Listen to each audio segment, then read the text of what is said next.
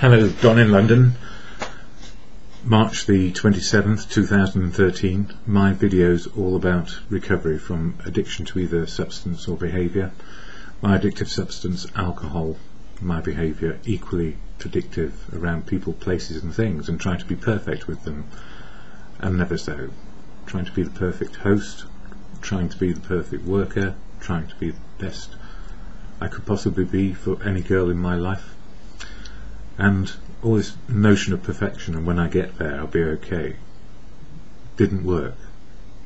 And now I've come to the conclusion it's better to me making progress and not trying to be perfect in any shape or form.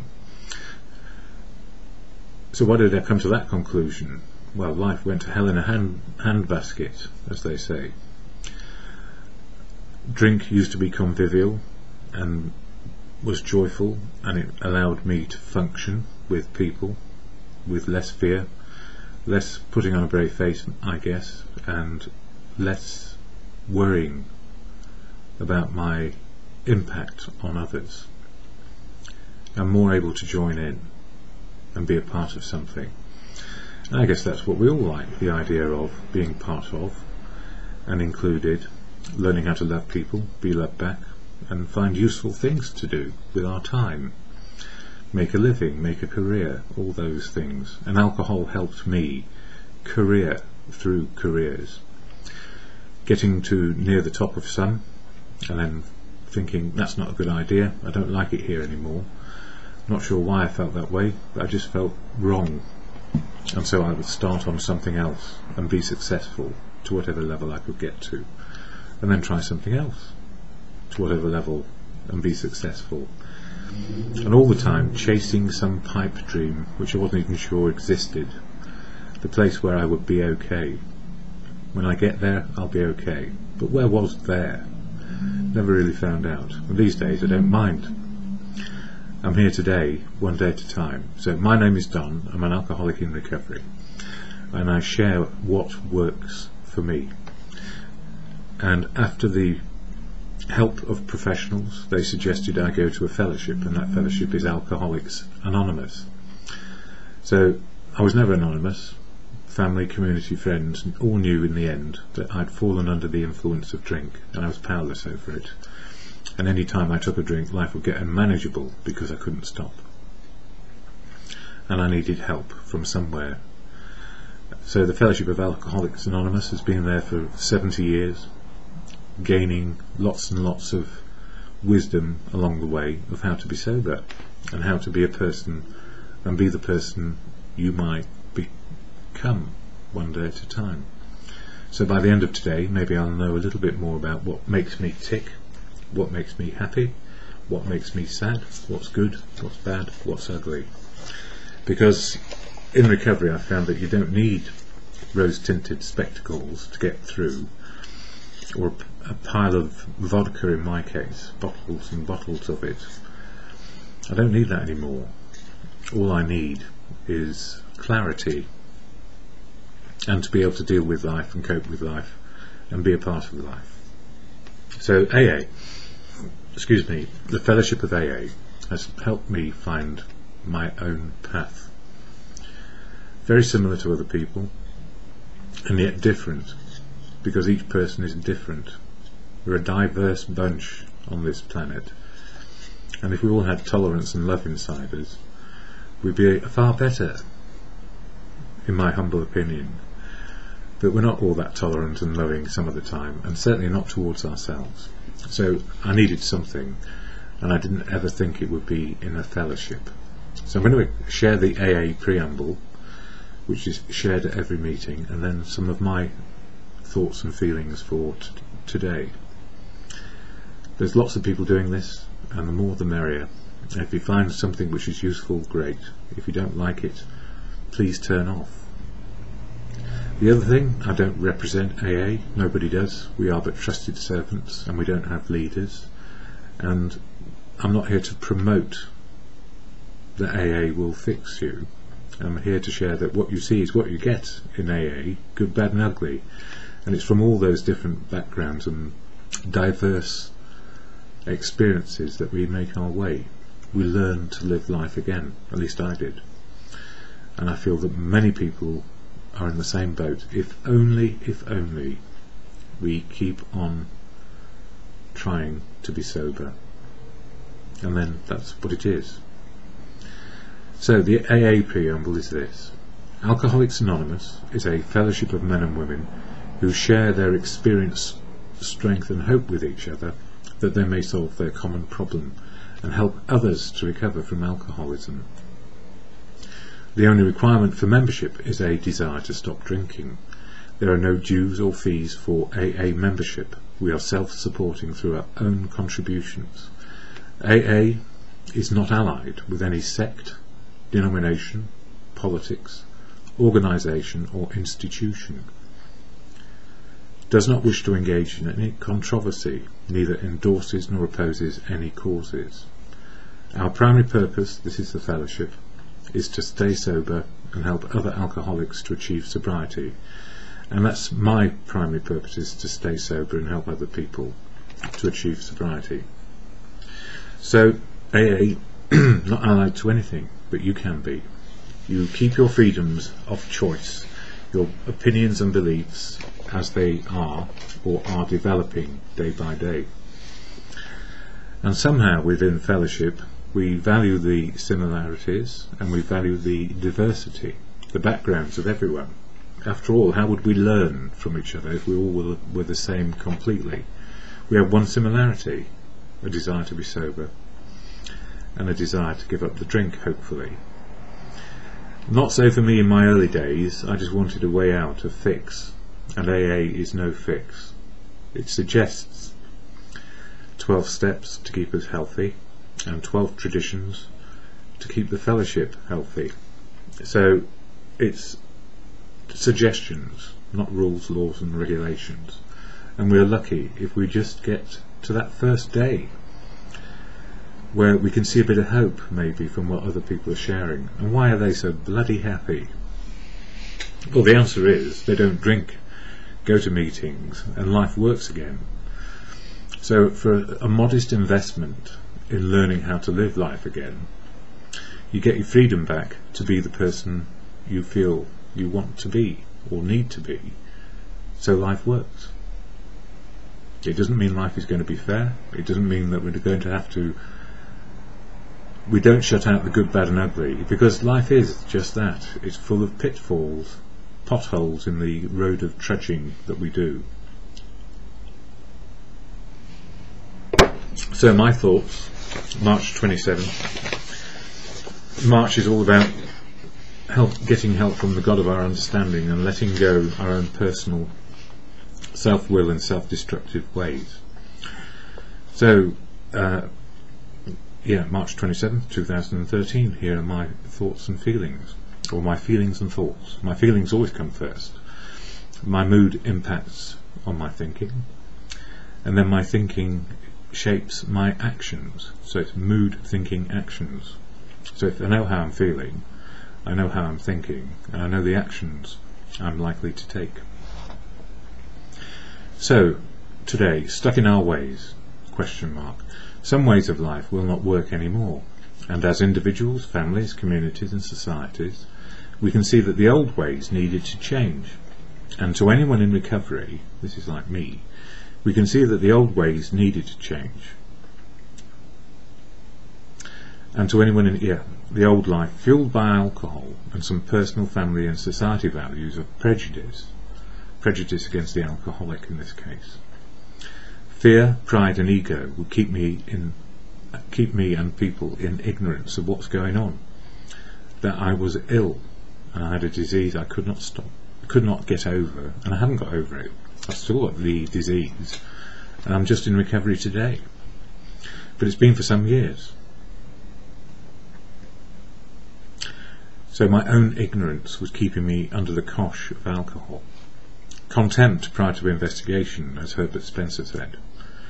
Sticking to some traditions and beliefs led to persistent prejudice, bigotry, and for any individual, self-destruction. So I had to get over myself, really. Get out of the fear, pride and ego, of not being able to sort something out on my own, which I thought I ought to be able to sort out, and accept help.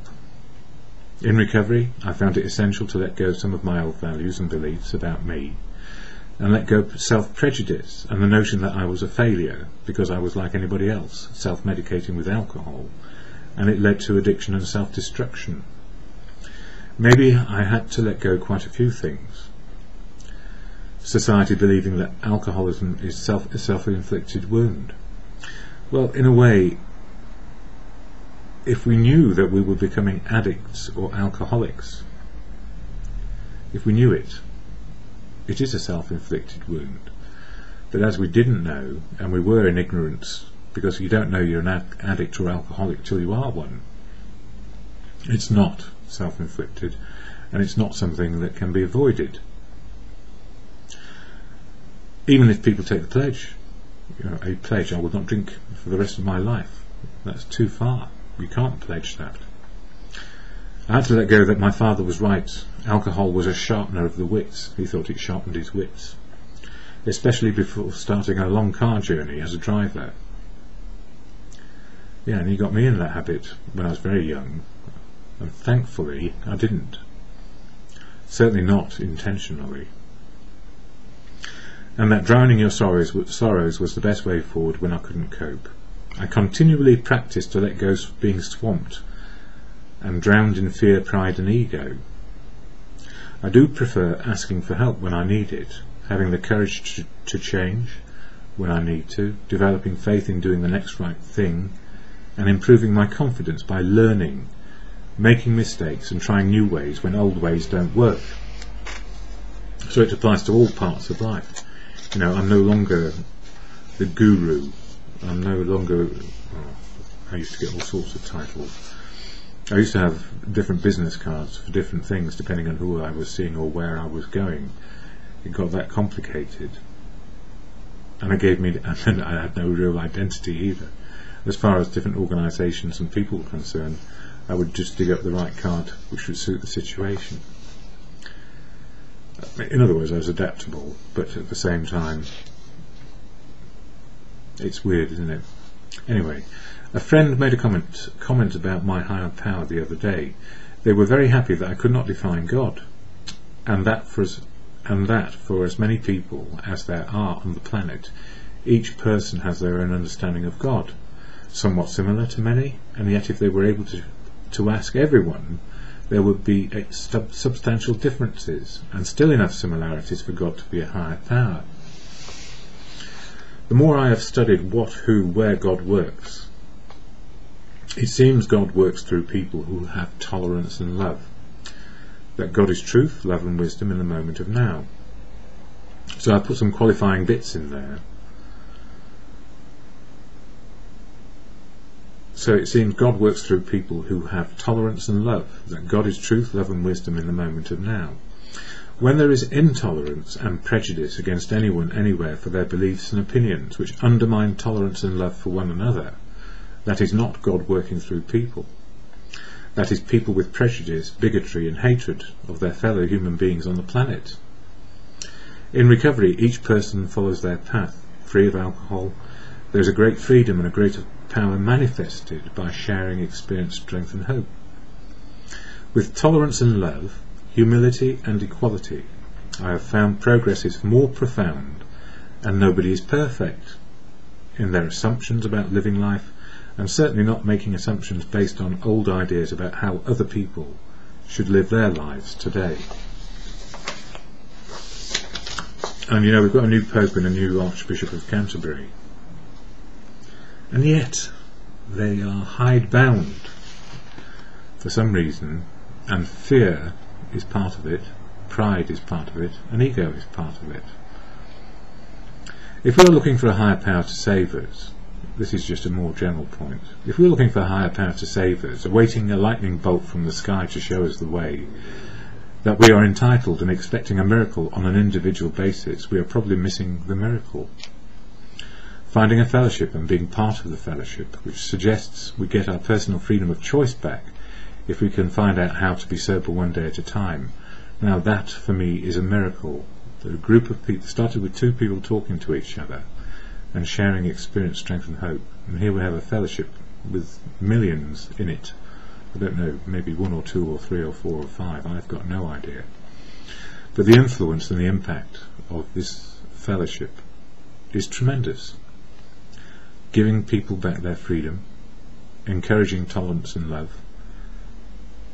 equality and humility, to be open, honest and willing to see the truth, love and wisdom of now.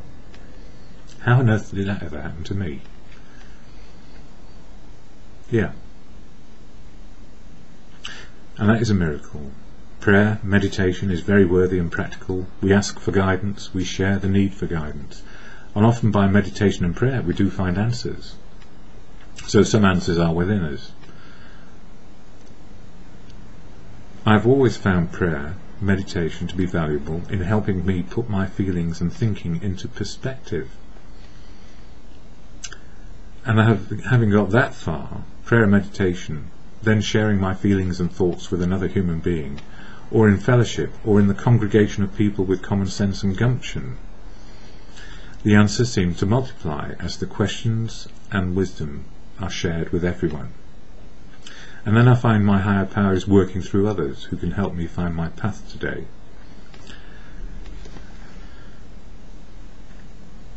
I take a deep breath here because,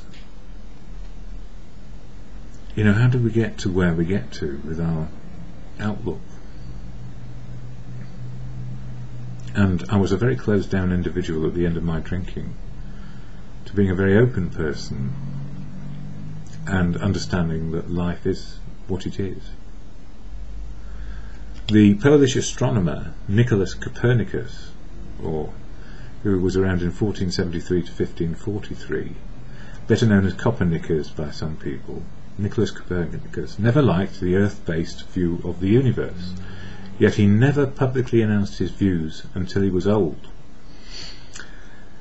That's very true. He didn't talk about it. He knew about it for a lot of his life, but he didn't really want to share it until he was quite old.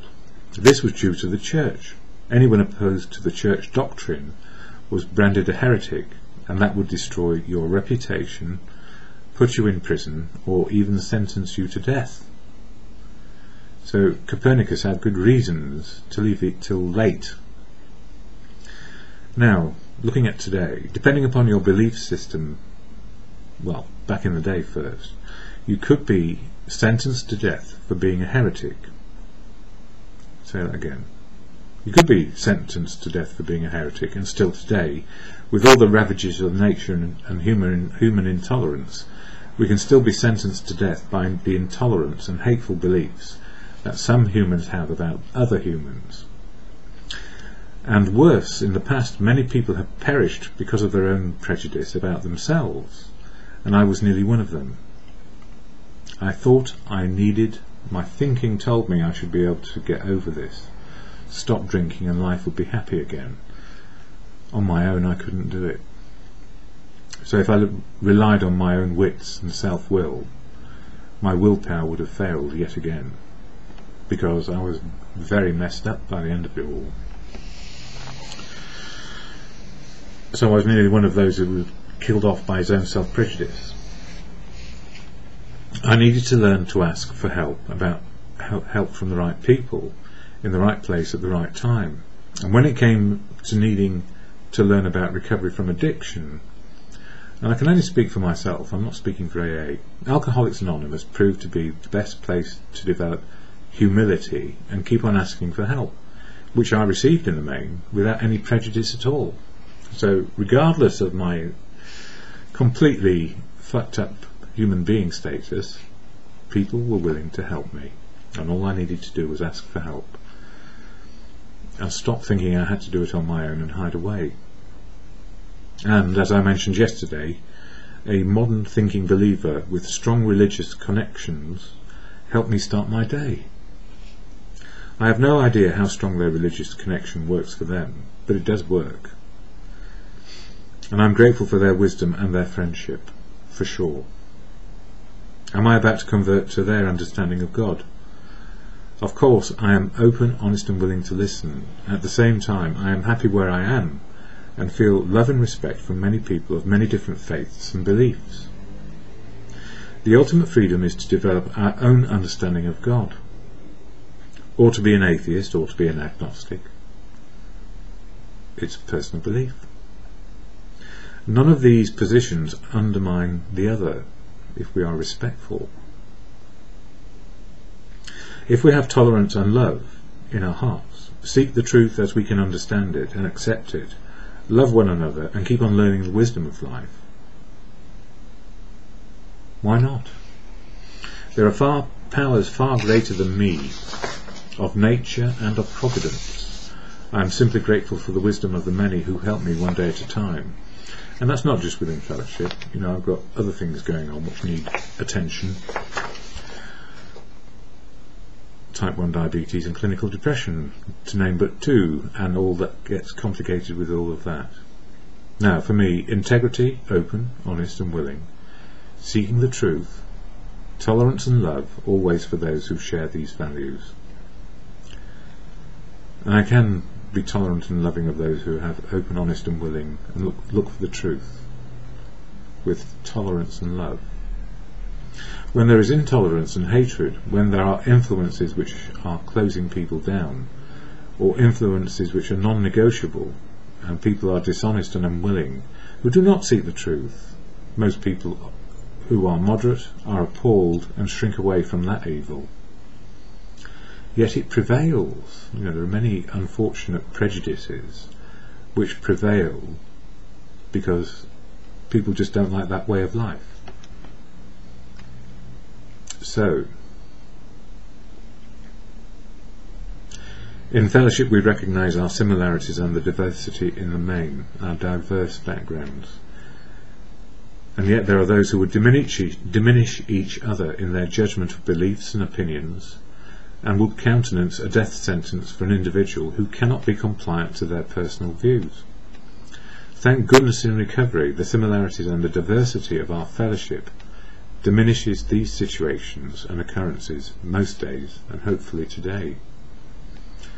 So if I am intolerant and unloving, if I hold prejudice just because a person lives a different way to me, I may be giving them a death sentence if they're looking for help in recovery. But fortunately, even though I might still have prejudices kicking about inside me, and I hope I don't, even though I don't know what they are until I maybe encounter them, I hope I don't. How am I feeling? I feel very fortunate that I have let go self-prejudice. So let go trying to do it all on my own.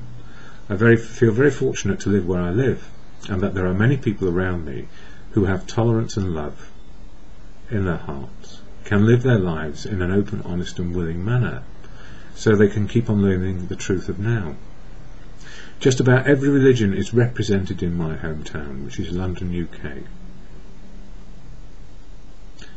And just about every ethnic background is represented and living together in tolerance and love, for the most part, the moderates. Just about every political view, belief system, sexual orientation between consenting adults is also tolerated by those with an open, honest and willing outlook. But it doesn't mean you're going to be converted to what other people do or think or feel. You still have your life, your freedoms to live. Some people simply live differently, and yet, although they live differently, the similarities are profound. You just have to look at each other. They wish to live with truth, love and wisdom developing in the moment of now. Now, my background, my father would have found the world and my hometown very difficult with his beliefs and opinions. If only he had had a better upbringing, and I mean that in the sense of being cared for. He came out of a different age, and we are living in a new age, and it may be just for today. I just feel better knowing that there is more tolerance and love than ever before, and that my spiritual journey helps me keep on learning how to be a real human being on a spiritual path, and learning how to be myself just for today. One of the co-founders reminded our fellowship about rules, regulations and laws when asked, and the outcome was there are no rules, regulations or laws. There are suggestions. Suggestions. Why? Judge not, lest ye be judged, and judge not, that ye be not judged. Matthew 7, I think. If you condemn other people, then they will have the right to condemn you. And having condemned ourselves in the past, better to get out of that prejudicial box and into a place of tolerance, maybe. Just because people are different doesn't make them wrong. Just because people have a different way of life, which is consented to by people of the same persuasion, and they don't hurt anybody else or themselves, why not leave them to it? Why do we have to judge? You just judge it as not for me, thank you. Anyway, these are philosophical issues, but if you hold yourself to judging people, and the 12 steps are the best appraisal process for knocking a person to pieces, if you use those steps to judge other people, you might find yourself very lonely very quickly and back in self-prejudice. Why does nobody like me? Because you're a judgmental bugger, that's why. So, as we find in modern times, the same applies. All this is part of learning to be a human being. And as we learn how to be a human being, we will still develop our own personal choices and how to live. I hope today I do not get in the way of your progress in becoming the human being, I think it's human being you can be. I don't want to be in your way at all. In fact, I welcome our diversity. I have no power over you. And with tolerance and love, if we all have tolerance and love, life works far better without prejudice today.